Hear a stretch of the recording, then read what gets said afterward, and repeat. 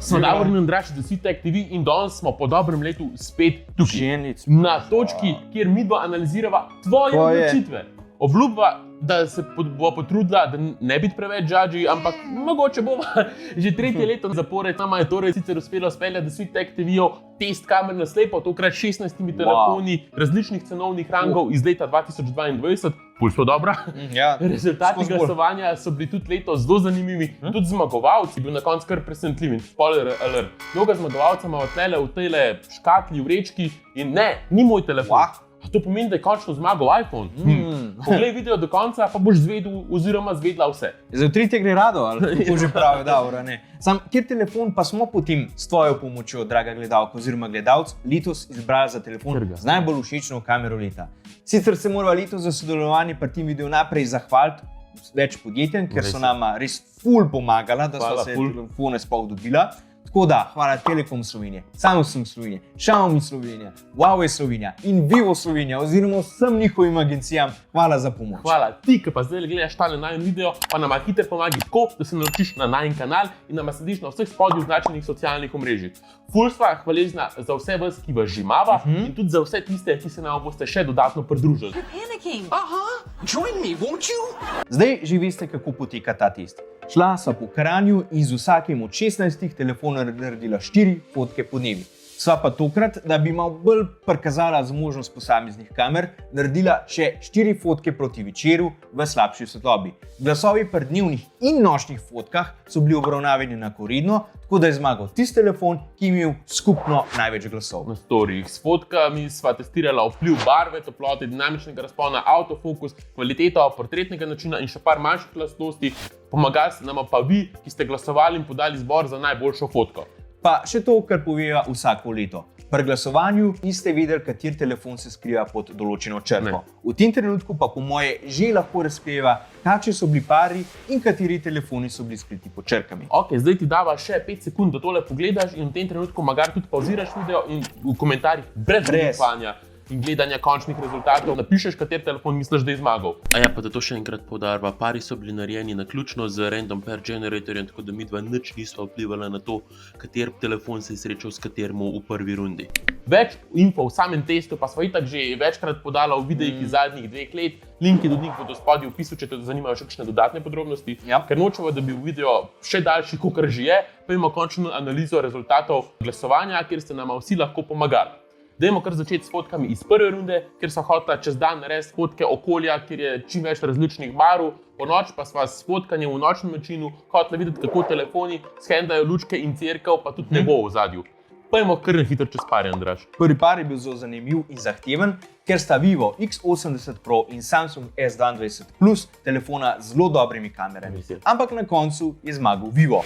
Zelo dobra kvaliteta kamer se pozna sploh na dnevnih fotkah, saj so vse barve dobro sprocesirane, dobro pa je sprocesirano tudi nebo. Pri tem paru v glasovanju praktično ni bilo ful velike razlike, se pa razlika ustvarja pri nočnih fotkah. Predvidevava, da je Vivo tukaj zmagal, ker je fotka malo bolj ostra in ker je lepše sprocesirano nebo. Drugi par je dal že prvo presenečenje, ker je Samsungov Midranger A53 premagal flagship od Huawei Mate 50 Pro. Pri dnevni fotki je razlika verjetno naredil tudi širši kod Samsunga in mogoče bolj ostra fotka in ker je svetlejša v temnejših delih fotke. Nočna fotka je sicer temnejša, mogoče je ravno zato dobila več glasov, ker recimo, da deluje bolj naravno in ne tako umetno sprocesirana, kot mogoče deluje Huawei-ova. V tretjem paru se Huawei P50 Pro doma pred koncem glasovanja ni mogel zares odlepati od iPhone SE 2022, ampak ga je na koncu premagal za 4%. Fotka v dnevni svetlobi sigurno zgleda bolj naravno in ne preveč toplo, kot je na iPhonu. Nočna fotka pa nama je celo bolj všeč pri iPhonu, ker deluje bolj naravno. Glasovalci ste še vseeno izbrali Huawei-ovo, mogoče zato, ker je bolj svetla v vseh delih fotke, čeprav je malo čudno rumenkasta. V naslednjem paru končno pridemo do Google Pixel 6a, za katerega sem bila ful vesela in ponosna, da sva ga lahko vključila v ta test noter, ker se je na NKBHD-ovem testu zelo dobro odrezal. Tekmoval pa je tokrat pod Redmi Note 11 Pro, ki sva ga izbrala za najboljši budget telefon leta 2022. Na večini glasovalnih kanalov, ki sva jih imela, je folk pri njeni fotki sicer izglasoval Redmijevo fotko kot boljšo, mogoče spet zaradi večjega vidnega kota in ker je malo bolj nasičena. Pri nočni fotki pa je Pixel gladko vzel nazaj zmago, si je fotka bolj ostra in svetla v pravih delih in ima lepše sprocesirano tudi nebo v zadju. V petem paru je iPhone 14 Plus premagal Xiaomi 12, le za slaba 1,5%. To je bila najmanjša razlika v cenem tisu.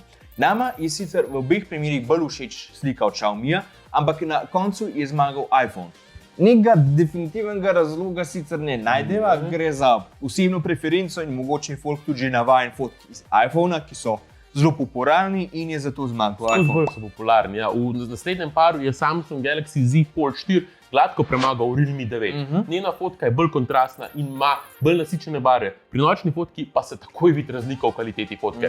Realmejeva je verjetno najslabša od vseh nočnih fotk, ki sva jih tukaj dala, ker je zelo temna, Samsungova pa je zelo lepo sprocesirana na vseh delih. Gremo na sedmi par prve runde. Tule je kamera z 200 megapikselskim senzorjem na Xiaomi 12 Pro, tekmovala z iPhone 14 Pro, ki je letos dobil 48 megapikselski senzor.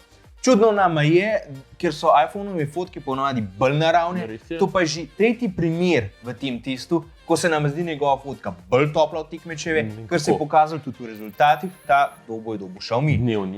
Ja, je pa zato velika večina potem pri nočni fotki izbrala iPhone-ovo pod boljšo, verjetno glih zato, ker je res precej svetlejša od Xiaomi. Res je, še zadnji par v tej rundi pa sta bila moj Galaxy S22 Ultra, ki je premagal Honor 8X. Na dnevni fotki pri Samsungu so barve res lepe in ne preveč nasičene, lepo je sprocesirano tudi nebo in zato je ta del Samsung gladko zmagal. Pri nočni fotki pa je presenetljivo zmagal Honor. Čeprav je fotka temnejša, ampak mogoče je glasovalce zmotil ta si, ki se je pojavil na Samsungovi fotki, ker mislim, da je zajem fotke v nočnem načinu trajal 4 sekunde in je skoraj že malo preveč presvetljiv fotko na tistem delu, ki je že tako svetel. Upava, da so s temi fotkami uspela dokazati, da praktično vsi telefoni od nekje 250 € naprej delajo dobre fotke, sploh podnevi, in da ogromnih razlik na tem področju med telefoni praktično ni več. So pa vidne razlike, predvsem v tem, da ima skoraj vsak telefon drugačno širok vidni kot, predvsem pa so vidne razlike v nočnih fotkah, oziroma v tem, da takoj ko senzor zazna in zajame manj svetlobe, se lahko hitro pri primerjavi dveh fotk bolj pozna vsak manjši detajl, ki odloča o izbiri zmagovalca. Vidi pa se tudi to, da načeloma drži, da dražji telefoni večinoma delajo boljše nočne fotke, ker imajo močnejše procesorje in tudi boljše algoritme za procesiranje fotk. O tem več kasneje na koncu videa. Gremo pa zdaj na četrtfinale, kjer sem bil na sliki jaz, s čimer sva želela prikazati neko osnovno fotko, ki jo naredi povprečni uporabnik, ko želi fotografirati osebo pred nekim razgledom ali znamenitostjo. Tu sem imel gor tale svetel pulover, temne hlače in svetle čevlje, glih zato je bilo veliko kontrasta na fotki, poleg že zelo svetlega neba zaradi oblačnosti. Podobno sva procesiranje kontrasta in senc gledala tudi pri nočni fotki. V prvem dvoboju četrtfinala je Vivo X80 Pro precej z lahkoto opravil Samsung Galaxy A53. Pri dnevni fotki niti ne raba preveč razlagati, ker je razlika pač očitna. Samsungova fotka je čisto overexposed oziroma je celo preveč svetla in kontrasti niso bili dobro sprocesirani. Pri nočni fotki pa je Davorjev obraz bolj svetel na Vivu, tako kot so bile bolj svetle tudi sence. Bolj pa je sprocesirana tudi v ozadju. Drugi par v četrtfinalu sta sestavljala Huawei P50 Pro in Google Pixel 6a. Huawei je tukaj zmagal s presenetljivo veliko razliko, ker se nam fotke sploh ne zdijo tako različne, sploh dnevna ne. Obe sta precej ostri, je pa Huawei bolj svetla in ima več detajlov na grmičku in v ozadju na oblakih. Pri nočni fotki pa je verjetno odločilo to, da je Huawei fotka bolj svetla v predelu senc in sploh na mojem obrazu. Od tu naprej so nam ostali samo še ta boljši, malo dražji telefoni. V tretjem dvoboju sta se srečala iPhone 14 Plus in pa Samsungov pripogljivc Z Fold 4. Pri dnevnih fotkah, kljub opaznim razlikam v barvah in vidnem kotu, ni bilo večje razlike med telefonoma. Ta se je naredila šele pri nočnih fotkah, kjer je iPhone-ova slika sicer temna, ampak ima kljub temu ožji vidni kot, ki pomaga pri tem, da je fokus bolj na osebi kot na ozadju in je to očitno naredilo razliko. Vsaj po najnem mnenju. Iskreno nama je bolj všeč Samsungova fotka, ki je sicer temna, ampak vsem svetlejša. Ima pa širši vidni kot, ker je bil tudi lahko minus. Zadnji par četrtfinala pa je postregel s poslastico. Dva izmed top telefonov v letu 2022 sta se pomerila drug proti drugemu. iPhone 14 Pro je tokrat premagal, nažalost, mojega Samsung S22 Ultra in s tem končal dvoletni niz zmag mojih telefonov. Respekt. Emocionalen zdaj, ker sem rešil na 3-5, ampak dobro, gremo naprej. Pri dnevni fotki spet ni bilo toliko velike razlike. Samsungova ima spet širši vidni kot in je bolj hladna, iPhonova pa bolj topla in ostra. Vseeno je razliko spet naredila šele pri nočni fotki in čeprav iPhone fotka ni full svetla, je vseeno zmagal, ker se je prevetno pri Samsungu aktiviral nočni način in spet preveč osvetljiv fotko s to čudno rumeno svetlobo od uličnih svetilk. Tokrat so se razlike pri fotkah sicer poznale že pri dnevni svetlobi, sploh v prvem dvoboju, ampak največje razlike so se zopet naredile pri glasovanju za nočne fotke, ker sta očitno topla ulična svetloba in slabo osvetljenost davorja iz sprednje strani naredili kar težke pogoje za fotografiranje. Zdaj greva kar naprej na polfinale, kjer sta testirala zmožnost avtofokusa kamere, ko želite slikati neko zanimivo stvar, ki jo držite v rokah. V tem testu so uporabila bidon, da so videla, koliko dobrega izpostav na fotki ter kako sprocesira barve v ozadju. Prvi par v polfinalu se sestavljalo Vivo X80 Pro, ki je bil za najbolj presenetljiv telefon v letu 2022 in Huawei P50 Pro. Tukaj je bil pri dnevni fotki avtofokus pri obeh izjemno dober in hiter. Blur oziroma zamegljenost pri Huawei je bila na ozadju manjša in to je očitno izgledalo folku, kot da je bolj všečna slika, ker je tudi pri barvah v ozadju tako večji kontrast. Pri nočni fotki je presenetljivo več glasov zbral Vivo, čeprav ozadje sploh ni zares dobro zamegljivo oziroma skoraj nič, kot je to lepo naredil Huawei recimo. Nama je tule Huawei fotka sigurno bolj prijetna tale nočna na pogled in je dejansko dosegla cilj tega testa v tej rundi. Drugi dvoboj je bil dvoboj letošnjih iPhone 14 modelov. iPhone 14 Plus se je pomeril z iPhone 14 Pro. Med njima ne bi človek pričakoval neki večje razlike, ki je pri zamegljenosti ozadja tudi ni, a se pri iPhone 14 Plus zdi, da je bolj hladna od obeh fotk in deluje bolj naravno. Nočna fotka od 14 Plus je sicer temnejša, avtofokus je svoje delo opravil dobro, a ozadje ni tako močno zablurjeno kot na 14 Pro. Nama je sicer slika od 14 Pro lepša, a glasovalci ste izbrali in v finale postavili iPhone 14 Plus. Mogoče se tukaj tudi pozna dejstvo, da ima 14 Plus še zmeraj 12 megapikslastih senzor iz prejšnjih iPhone generacij, ki je že zelo optimiziran, medtem ko ima iPhone 14 Pro nov senzor z 48 megapiksli in ga mora Apple še dodatno optimizirati. V tej rundi sem jaz opazil to, da očitno ljudem to, da je ozadje preveč zablurjeno, sploh ni všeč. Ker recimo pri nočni fotki od Viva sploh ni bilo zares zamegljeno in so glasovalci večinoma izbrali to namesto Huaweiove fotke. To mi je zanimivo, ker so meni v takih primerih sigurno bolj všeč fotke, ki imajo ozadje vsaj malo zamegljeno, da je predmet izpostavljen in pač dobro viden. Lahko pa dava še to drugo opombo glede ostalih telefonov, ki sploh niso prišli do sem.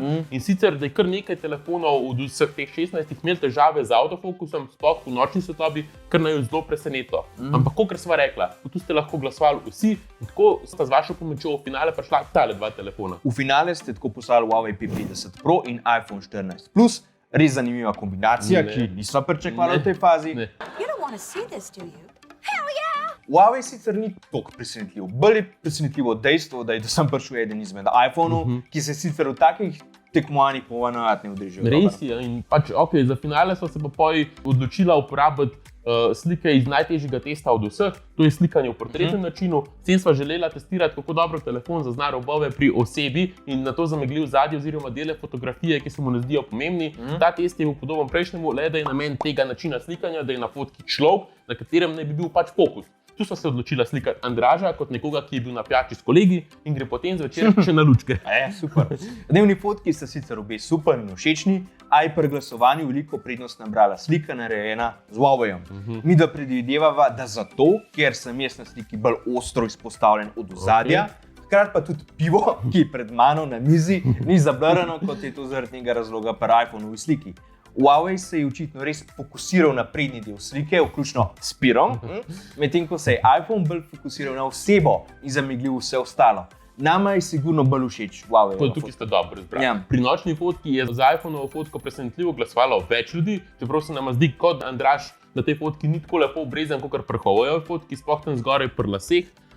Pač Andraž, res bi se takrat mogel ustrišiti. Je pa iPhone-ova fotka na prvi pogled bolj kontrastna, sploh na bundi in je bila zaradi tega izbrana kot zmagovalka. Po vsem tem dolgem glasovanju z veliko storij, ki se je verjetno za marsikoga tudi vleklo, tako da upam, da nisva šla preveč na živce folku, ker so objavila tudi to na svojih storijih, je na koncu v DeSuitTech TV testu kamer na slepo 2022 zmagal Huawei P50 Pro.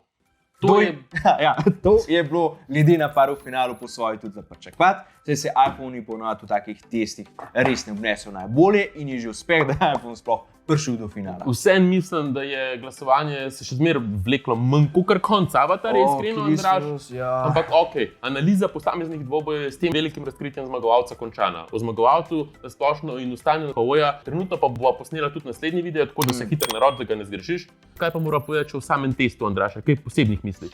Meni se zdi, da sva letos ta test res bolj poglobila in naredila še bolj zabavnega, ko sva dodala še fotke v slabši svetlobi na več načinov. S tem sva nekako pokazala, da velika večina telefonov čez dan oziroma v dobri svetlobi zna narediti že zelo dobre fotke in so razlike res samo v detajlih, ter tudi v osebni preferenci oziroma v tem, kako je posameznik navajen, da fotke izgledajo.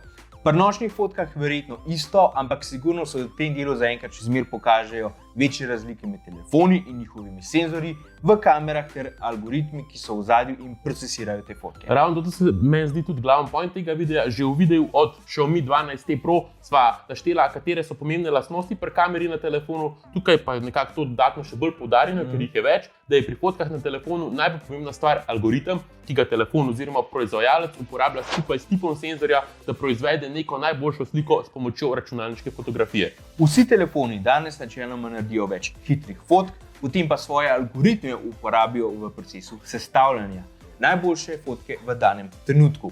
To se močno pozna v osvetljevanju nočnih fotk, pa pri procesiranju fotke v portretnem načinu, kjer traja sekundo ali pa dve, da se končni rezultat sestavi in prikaže v galeriji. Kako se to poteka, je super razložil MKBHD v enem izmed svojih videov, ki ga bo pripela v opis, če vas slučajno zanima. Midva tega ne bova razlagala v tem videu, ker pač nočva video podaljšati čez nekaj 10 minut. Lahko sam poveva še to, da letos na testi sicer ni bilo toliko velikih presenečenj kot prvo leto recimo, so pa se še vseeno dogajala. Vsakič dejansko, ko narediva analizo tega glasovanja, vedno zmer nekaj zanimivega odkrijeva. Načeloma je sicer res, da so ponavadi za boljše fotke izbrane tiste fotke, ki so svetlejše in kjer so barve bolj žive, čeprav letos ni bilo zmeraj tako. Presenetila sta najo pa tudi iPhone v četrtfinalu, ki sta premagala glavna Samsung telefona iz leta 2022.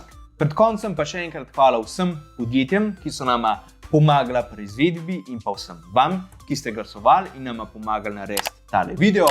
Sicer so upala na še večje število glasov, ampak če vse ni bil dosti pozoren. Upava tudi, da ste bili oziroma so bili vajeni video in najna analize tega všeč, da se naročite na najin kanal in da se kmalu vidimo v naslednjih videih. Čau!